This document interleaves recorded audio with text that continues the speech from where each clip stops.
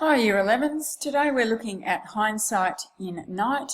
Hindsight is a narrative device that some of you may wish to focus on as you start planning your essays. So it's quite a sophisticated thing to get your head around, and so students who feel competent with essay writing and interpreting text may be inclined to have a look at hindsight and its use throughout night.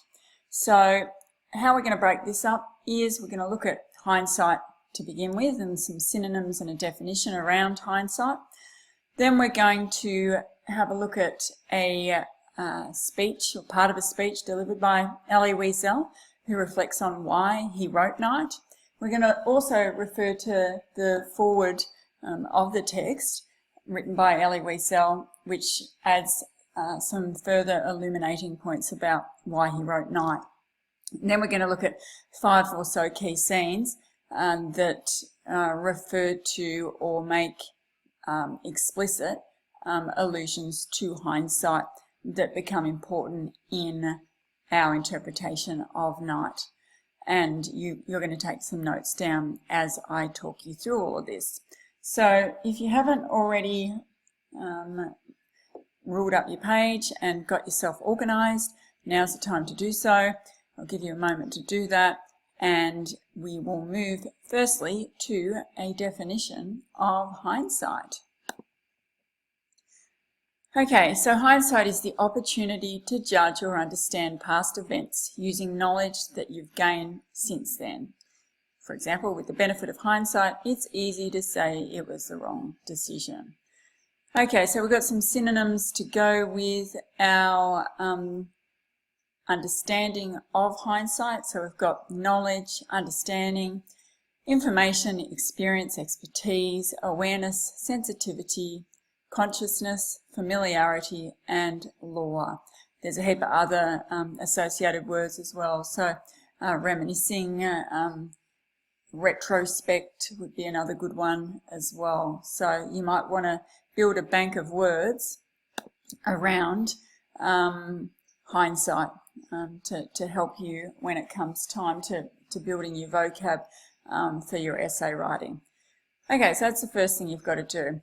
So you understand now, hopefully, what hindsight is. So let's apply it tonight. So if we're thinking about Elie Wiesel and when he wrote Night, the text was written in 1960. Okay, so it's actually a memoir. So it traces a small section of Elie Wiesel's life, only some 9 months of his life, when he was a 15-year-old boy, enduring the traumatic and terrible ordeal of the Holocaust. So he wrote it in 1960, and he was by then 32 years of age. So it's interesting that we have this period of distance that occurs between the 15-year-old Elie's encounter and ordeal with then the time that he chose to write his memoir. So that period of some 15 years is hugely significant in giving Elie the opportunity to distill, to reflect on, to absorb, to process the unimaginable events that happened to him as a young boy. So that distancing effect is very particular to the text Night in terms of the tone of the text, the ideas that are raised, the way that Elie Wiesel writes. Okay, so we need to think about the fact that he writes 15 years post his experience. Okay, so the next thing we need to consider is, why did Elie Wiesel write Night? And I'm going to play a little bit of a clip from a speech that Elie Wiesel delivered some time ago, and we're going to have a listen to what he says about responsibility and remembering. And for me, a man who grew up in a religion the Jewish religion. A man who his entire life thought that God is everywhere. How is it that man's silence was matched by God's? Oh, I don't believe there are answers. There are no answers, and this museum is not an answer. It is a question mark. If there is a response, it is a response in responsibility. In one of my tales, an SS officer says to a young yeshiva student, "Some you want to live," he said, "some will laugh at you. Others will try to redeem themselves through you. People will refuse to believe you. You will possess the truth, but it will be the truth of a madman."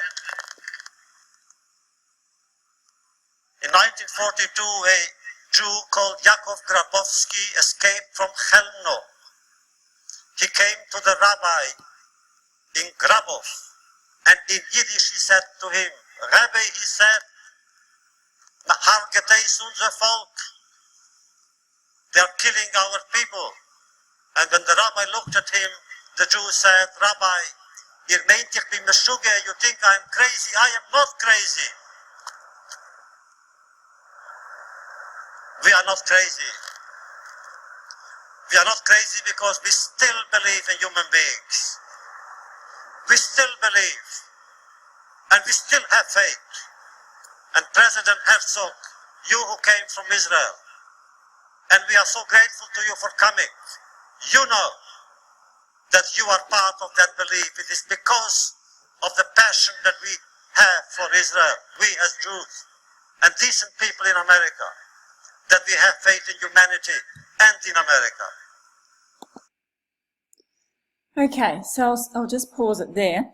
So I really want to draw your attention to this notion of responsibility and also the reference to madness, because clearly what Elie Wiesel is saying here is that as a writer, as somebody who has been a witness to the Holocaust, there is a very deep sense of responsibility that he believes he's entrusted with, and that there's a moral purpose to writing the memoir that he writes.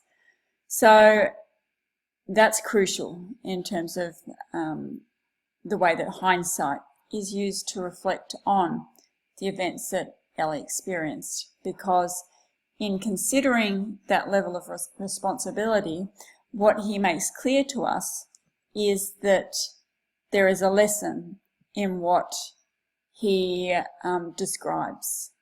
So the unimaginable horror that he says we cannot hope to understand as people who were not part of that experience must be communicated, so that in some ways it can act as a warning to future generations that such barbarity can and did indeed exist, and that humanity is not immune from the kinds of events and episodes that saw Hitler's tyranny result in the death of 6 million Jews. So that word responsibility is closely linked with hindsight as well. I'll just come back to this. So you can consider question 2, according to his preface to the New Translation, why does Elie write night? How does the technique of hindsight contribute to his capacity to communicate his message? And I'm now going to read page 15 of the New Translation to further expand on what Elie was talking about in his speech. So this actually links directly to the speech. So if you okay, so page 15 of the foreword, we have this section here. Sometimes I'm asked if I know the response to Auschwitz. I answer that not only do I not know, but that I don't even know if a tragedy of this magnitude has a response. What I do know is that there is response in responsibility. When we speak of this era of evil and darkness, so close and yet so distant, responsibility is the key word. The witness has forced himself to testify for the youth of today, for the children who will be born tomorrow. He does not want his past to become their future. Okay, so you can see very clearly the link there with those words from Elie Wiesel and the speech that he delivered at the Holocaust Museum all that time ago. So again, the link between responsibility and hindsight is pretty clear there, that sense of warning. So a direct appeal to us as readers that we need to listen to what he has to say, because as a survivor, he's going to testify to us the truth of his experience. So make sure that you highlight that in your text, because that's really a great kind of insight that Elie offers there for us. Right, if we can go back to our document here, our next bit is to choose 5 of the key scenes that occur in the text that refer to hindsight, and make some notes as you go. So you might want to pause at various intervals so that you can take your notes down. You'll need to make notes about the significance of the reference in terms of how it alludes to hindsight, plus take some quotes down, some key quotes that will help with your essay development. But I don't want you just to write the quotes. I want you to explain how the technique of hindsight is used in this section of the text. Right, so we're going to start with chapter 1 to begin with, and I'm going to take you through chapter 1 in quite a bit of detail, simply because I think Elie Wiesel spends a lot of time setting up the technique of hindsight in chapter 1. In some ways, chapter 1 is a very condensed chapter, so it skims over quite a period of time. So we move from 1941 right through to 1944. So there's 3 years that elapse that cover a fair bit of territory in a short amount of time. And that's important in setting up this whole notion of hindsight.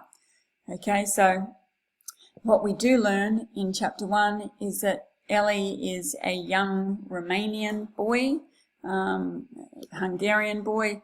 He is born in the town of Szeged and leads a fairly ordinary life until 1941. So we get that kind of established, that retrospective reflection on a fairly ordinary childhood up until the time when there is an allusion to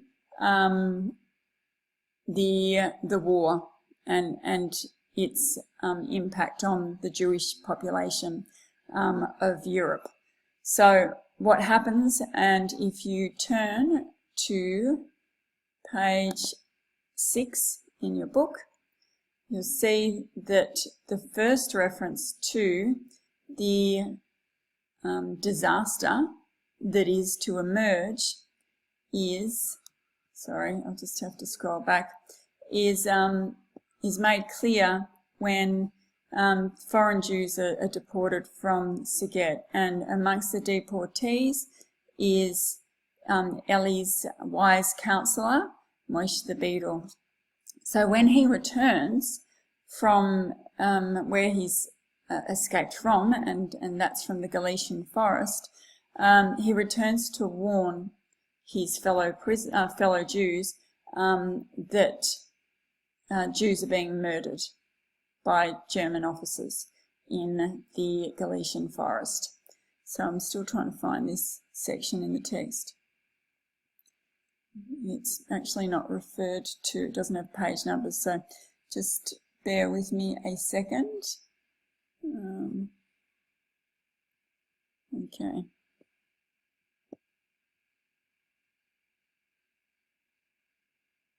Here we go. All right, so page 6. Okay, and then one day all foreign Jews were expelled from Szeged, and Moshe the Beadle was a foreigner. Okay, and then we move on, and here, this section here, when Moish returns, we've got the paraphrasing of his warning. So Moish tells the Jews of Saget that what happened to him and his companions. The train with the deportees had crossed the Hungarian border, and once in Polish territory had been taken over by the Gestapo. The train had stopped. The Jews were ordered to get off and onto waiting trucks. The trucks headed to a forest. There, everybody was ordered to get out. They were forced to dig huge trenches. When they had finished their work, the men from the Gestapo began theirs. Without passion or haste, they shot their prisoners, who were forced to approach the trench one by one and offer their necks. Infants were tossed into the air and used as targets for machine guns. Okay, so Moish the Beadle returns from this experience and uses this experience to warn the rest of the Jews of Saget about the potential that is going to befall them down the track. And yet what we have here is this whole sense that the Jews of Saget don't want to listen to Moish the Beadle.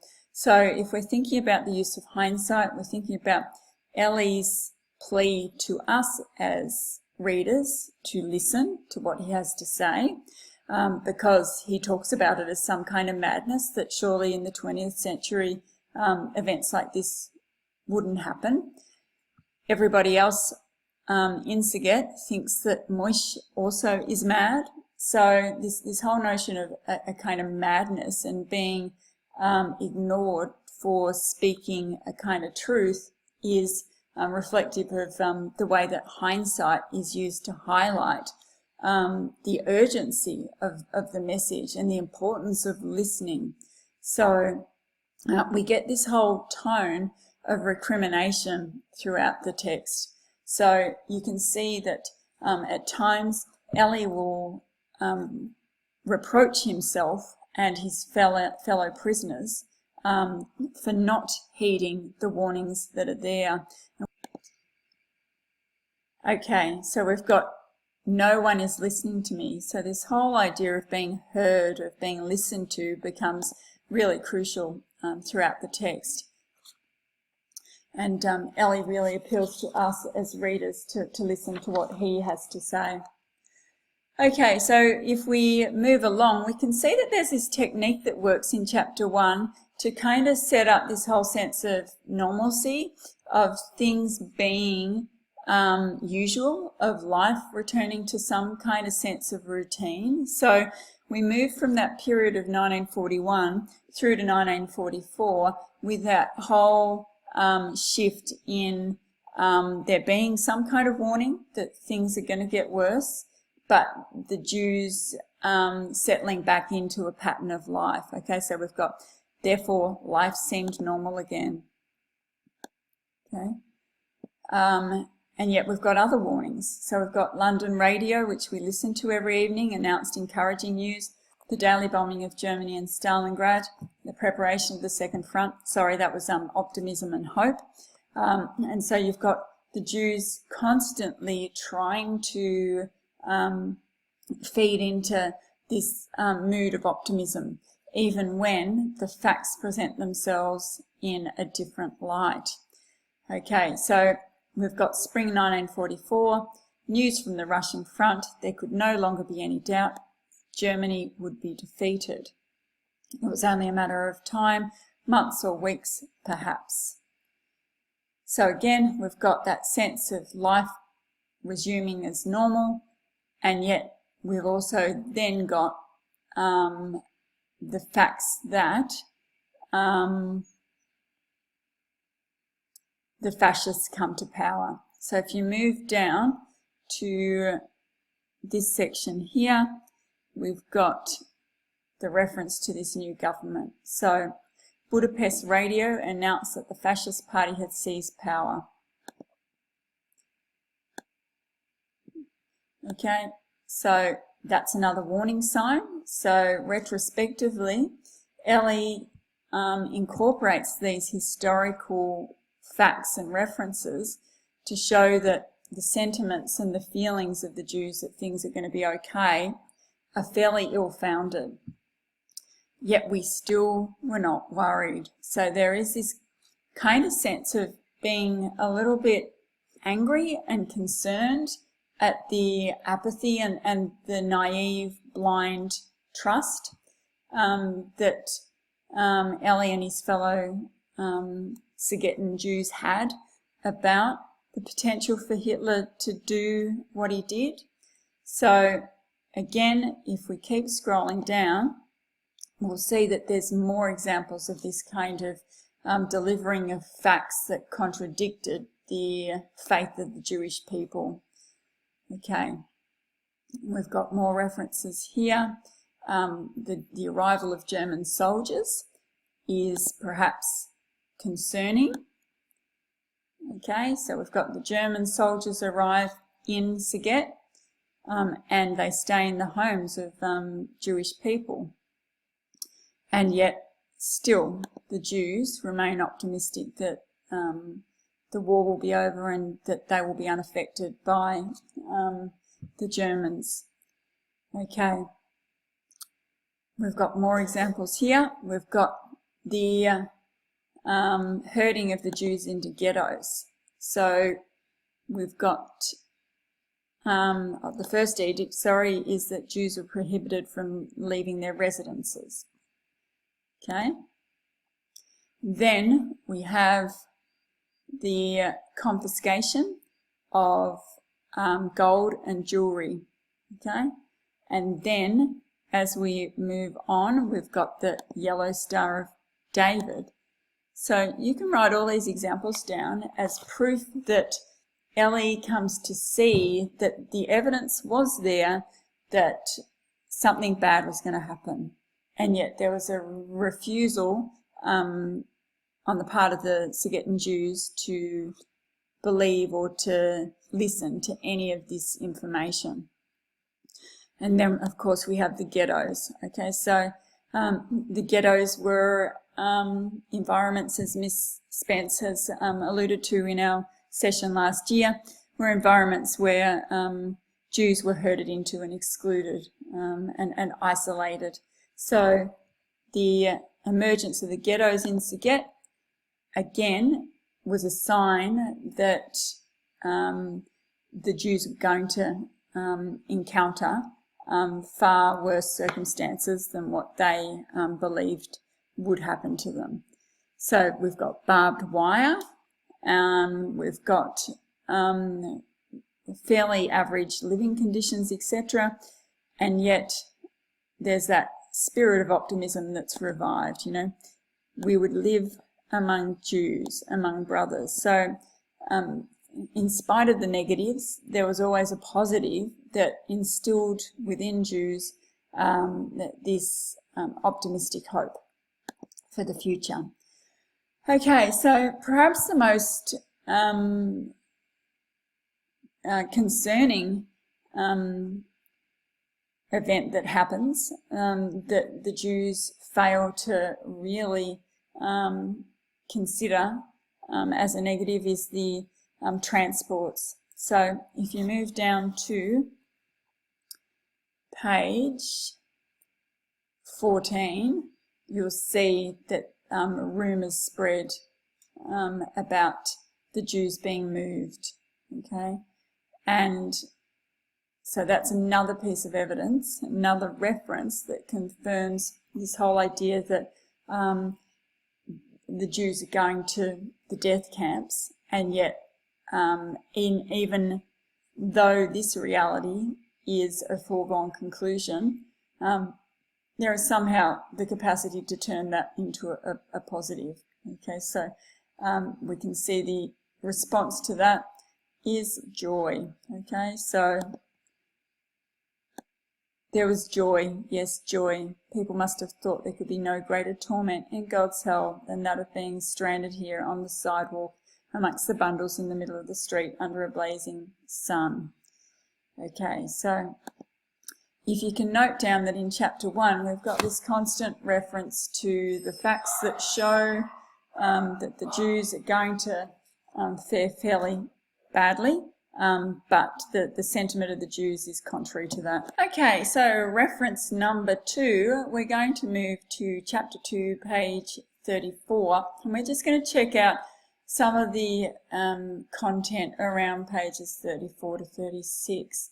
So at this stage we have Ellie experiencing his first night at Auschwitz. So we've got the famous reference on page 34 to the repetitive reference to night and the impact that this first night in Auschwitz has on him and how it comes to destroy the child that he once was. So that in itself is quite retrospective and reflective. So even though he feels this at the time, he communicates this metaphorically through the reference to smoke and night and blackness and darkness many years later. Okay, and it is transformative. If you can remember the little section in the speech that we listened to just before, there is clearly that whole sense that night is something that is very distant, but it's also something that is very close. So we've got this kind of paradoxical reference to an episode that for Ellie remains forever near to him and his experience of life, but it's also something that seems so far off and removed from the reality of his life as he writes. So different is it from an ordinary experience that it does seem kind of surreal, as well as being something that is fundamentally a reference point for him in everything that he does.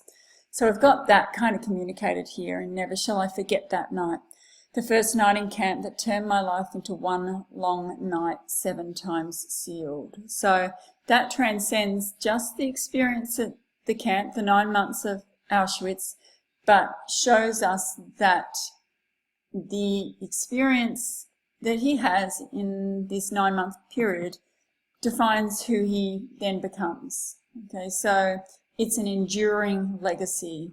Never shall I forget that smoke. Never shall I forget the small faces of the children whose bodies I saw transformed into smoke under a silent sky. Never shall I forget those flames that consumed my faith forever. Never shall I forget the nocturnal silence that deprived me for all eternity of the desire to live. Never shall I forget those moments that murdered my God and my soul and turned my dreams to ashes. Never shall I forget those things, even were I condemned to live as long as God himself. Never. So we can kind of use chapter 1 as a comparative focus here, because we can see that the boy that Ellie once was, the observant Talmudic religious zealot, is now not that boy in this moment. So we've got the reference to the loss of faith, the loss of God, the loss of dreams, the loss of childhood. Okay, so retrospectively, Ellie is able to think about the transformative impact that this encounter has on the boy that he was only yesterday. Okay, so that's the first point. We've then on page 36 got quite a conscious reference to his transformation. So we might just highlight this. So I too had become a different person. The student of the Talmud, the child I was, had been consumed by the flames. All that was left was a shape that resembled me. My soul had been invaded and devoured by a black flame. Okay, so there's a link there again to that first night in the camp. There's a link there to the first chapter in terms of the boy that he once was. And there's also a link to the final page of the text that makes a reference to the corpse-like face and body that stare back at him when he glances at a mirror for the first time in a very long time.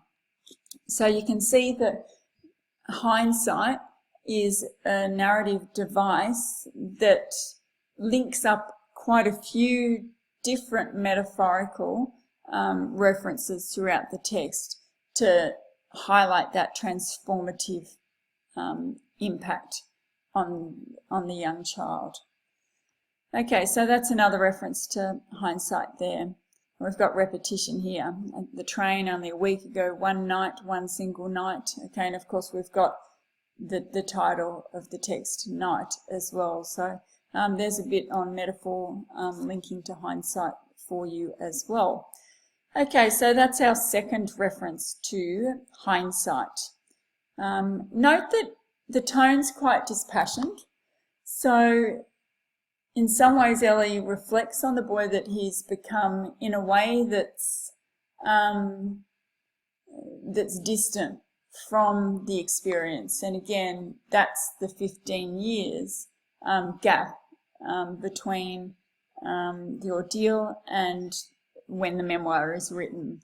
So it's almost like he's writing about somebody else. There's an unpersonal or impersonal tone, I think we could suggest there. So when writing about this narrative device of hindsight, you could suggest that at times there is this impersonal tone that's established that kind of deals with or enables Ellie to deal with the subject matter and himself as a person in a way that's kind of objective. So that's interesting. You could focus on that in terms of tone, the dispassionate tone, the impersonal tone, the objective tone is quite interesting. At times he seems to judge himself harshly as well. So we'll note a little later on his response to a few things that happened to him and the way that the adult Ellie, the writer Ellie, kind of condemns the child Ellie for his response. So that's another reference to hindsight, and we might move to that now. Actually, we have a perfect illustration of the kind of thing that I was just talking about on page 39. So this is, again, very shortly after Ellie and his father arrive at the camp, and what happens is that his father is struck.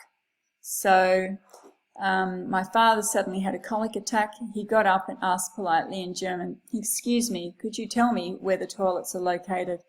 The gypsy stared at him for a long time, from head to toe, as if he wished to ascertain that the person addressing him was actually a creature of flesh and bone, a human being with a body and a belly. Then, as if waking from a deep sleep, he slapped my father with such force that he fell down and then crawled back to his place on all fours. I stood petrified. What had happened to me? My father had just been struck in front of me, and I had not even blinked. I had watched and kept silent. Okay, so had I changed so much? Again, this thinking back on his actions and judging the transformation of the young boy harshly is something that is a recurrent thing that happens in the text. Okay, our next example of hindsight is on page 67. So the religious celebration of Rosh Hashanah to commemorate the end of the Jewish year happens, and Ellie is compelled to reflect on his faith and his participation in this very important tradition. So on page 67 we have a reference to 10,000 men coming to participate in a solemn service. And at the bottom of page 67, we have Ellie thinking about his relationship with God. And he says, "Yes, man is stronger, greater than God. When Adam and Eve deceived you, you chased them from paradise. When you were displeased by Noah's generation, you brought down the flood," etc., etc. Okay, so what we have here is Ellie reflecting on faith and his relationship with God. So I'm just moving down to page 68. Right. In days gone by, Rosh Hashanah had dominated my life. Okay, so this is the reflection on the event. I knew that my sins grieved the Almighty, and so I pleaded for forgiveness. In those days, I fully believed that the salvation of the world depended on every one of my deeds, on every one of my prayers. Okay, so we often have, with this technique of hindsight, a reflection on the boy that existed pre-Holocaust and the boy that is made by the Holocaust, but now, or a product of the Holocaust. But now I no longer pleaded for anything. I was no longer able to lament. On the contrary, I felt very strong. I was the accuser, God the accused. My eyes had opened and I was alone, terribly alone in a world without God, without man, without love, without mercy. I was nothing but ashes now, but I felt myself to be stronger than this Almighty to whom my life had been bound for so long. In the midst of those assembled for prayer, I felt like an observer, a stranger. Okay, so that's a good one, a good reference for you to use if you're interested in looking at the way that Ellie reflects on his own personal transformation. Okay, if we move now to page 106, I want to continue on with this focus on the way that Ellie judges himself. So on page 106, there's a reference to Ellie's father, who is getting sicker and sicker, and in many ways Ellie feels the burden of his illness upon him, and he reflects on how he subconsciously wishes that he didn't have to endure the burden of having a father who needs his assistance. And so that's something that the older writer, Elie Wiesel, makes quite a number of references to in the text. So this particular reference on page 106 alludes to the feeling of guilt that pervades Ellie's mind when he thinks about the burden of his father. So when I woke up, it was daylight. That is when I remembered that I had a father. During the alert, I had followed the mob, not taking care of him. I knew he was running out of strength, close to death, and yet I had abandoned him. I went to look for him. Yet at the same time, a thought crept into my mind, if only I didn't find him, if only I were relieved of this responsibility. I could use all my strength to fight for my own survival, to take care of only myself. Instantly I felt ashamed of myself forever. So there is that overwhelming sense of guilt that permeates the text here. I walked for hours without finding him. Then I came to a block where they were distributing black coffee. People stood in line, quarrelled. A plaintive voice came from behind me. "Eliza, my son, bring me a little coffee." I ran towards him. "Father, I've been looking for you for so long. Where were you? Did you sleep? How are you feeling?" He seemed to be burning with fever. I fought my way to the coffee cauldron like a wild beast, and I succeeded in bringing back a cup. I took one gulp. The rest was for him. I shall never forget the gratitude that shone in his eyes when he swallowed this beverage, the gratitude of a wounded animal. With these few mouthfuls of hot water, I had probably given him more satisfaction than during my entire childhood. He was lying on the boards, ashen, his lips pale and dry, shivering. I couldn't stay with him any longer. We'd been ordered to go outside to allow for cleaning of the blocks. Only the sick could remain inside, etc., etc. And then at the end of this passage, there's the reflection, just like Rabbi Eliyahu's son, I had not passed the test. And we've got the comparison with Rabbi Eliyahu's son, who Ellie notes had deliberately abandoned his father when they're marching in the snow. And so he uses that as a reference point to reflect on his own behaviour and his own actions. So the technique of hindsight enables him to reflect on that comparison and to make some kind of negative judgment about the test that he felt he failed. Okay. We probably need to move to something positive as well, because in the speech that Ellie delivered that we looked at earlier on, there was a reference to the fact that faith and hope remain in spite of the negative barbaric events that mostly dominate the text. So at times hindsight can reveal that note of faith and hope. So we'll see if we can find a section of the text that deals with that. Okay, so a section of the text that deals with a more optimistic note of hindsight is on page 53. So in this instance, we have the capo, the supervisor, IDAC, belt Ellie, and he's forced to continue his work. He's in a fairly bad way, and he's working aside a little French girl who doesn't speak German, or who he thinks doesn't speak any German. And in an act of sympathy and in an attempt to console him, the little French girl addresses him and looks straight into his eyes and tells him, "Bite your lips, little brother. Don't cry. Keep your anger, your hate for another day. For later.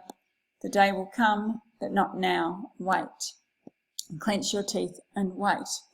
And the following episode is a reflection on an encounter that Ellie then has many years later with the same now grown-up French girl who's actually German and Jewish after all. So she speaks of the risk that she took in consoling Ellie, and there's that note of sacrifice that permeates the text in this instance, that individuals are prepared to make sacrifices to benefit others, when most of the time what we see is human behaviour being dominated by selfish and egocentric needs. So this is an example that's contrary to most of the negative examples that we get in the text. Okay, that's probably a few more than 5 key scenes, though I've bunched some of those scenes up together, so hopefully that'll give you enough scope for noting down some references there as you make your own set of notes to go with the narrative device of hindsight. So to finish off, we've got a sample essay topic here, and again I'll remind you to check out the Google Classroom posts that we put up, and keep checking Google Classrooms, because we do periodically put stuff up there. So you can see I've just borrowed the question that Miss Spence put up here, and it's question 1. So if we go back and have a look at it, the sample essay topic, the retrospective telling of night influences the reader's response to Ellie's harrowing memoir, is the one that you can have a crack at. Okay, so ordinarily our structure questions, because hindsight is a narrative device, and so automatically you can lump that into a structure type question, usually are framed by the word how. So even though the word how doesn't appear here, you really need to think about the construction of the text and the way that the author goes about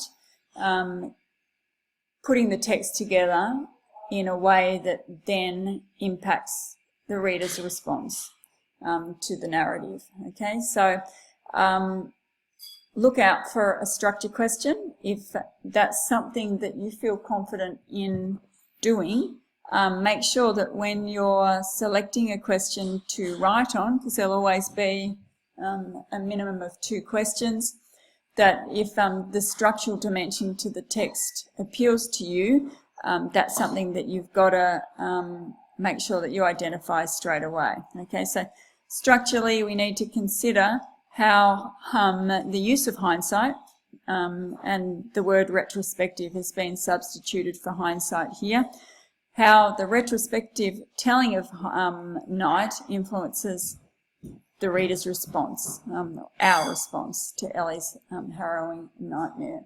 Okay, so I don't think I'll take you through that. We'll do that together as a class, but start making some notes on that and start unpacking the topic. Good luck.